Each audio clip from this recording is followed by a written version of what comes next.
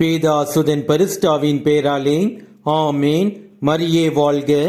இன்றைய வார்த்தை, தூய்மையான உள்ளம், நல்ல மனச்சான்று, வெளிவேடமற்ற விசுவாசம் ஆகியவற்றினின்று அன்பை தூண்டுவதே நான் கொடுத்த கட்டளையின் நோக்கம். The goal of the command is love which comes from a pure heart and a good conscience and a sincere faith.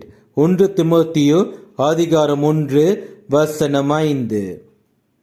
உலகில் உள்ள எல்லாவற்றையும் விட நம் கடவுள் இயேசு கிறிஸ்துவை அன்பு செய்வது முதல் கட்டளை. நம்மை அன்பு செய்வது போல பிறரையும் அன்பு செய்வது இது இரண்டாவது கட்டளை.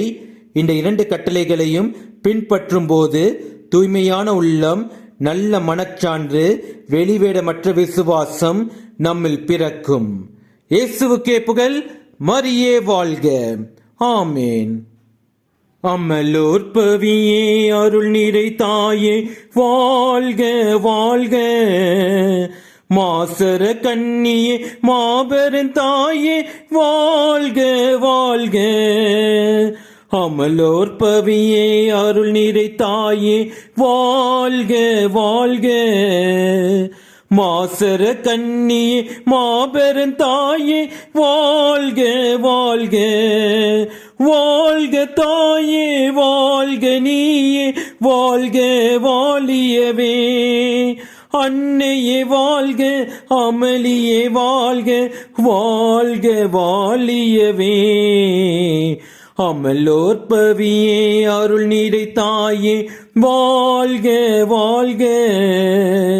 மாசர கண்ணியே மாபெரும் தாயே வாழ்க வாழ்க. மாமரியே மாதவளே வாழ்க வாழ்க. மாந்தர்களை காப்பவளே வாழ்க வாழ்க. மாமரியே மாதவளே வாழ்க வாழ்க. மாந்தர்களை காப்பவளே வாழ்க வாழ்க. மனமகிழ்ந்து பாடிடுவோம் வாழ்க வாழ்க. தினம் நினைத்து பாடிடுவோம் வாழ்க வாழ்க. அமலோர் பவியே அருள் நிறை தாயே வாழ்க வாழ்க. மாசர கண்ணியே மாபெரும் தாயே வாழ்க வாழ்க. வாழ்க தாயே வாழ்க நீயே வாழ்க வாழியவே.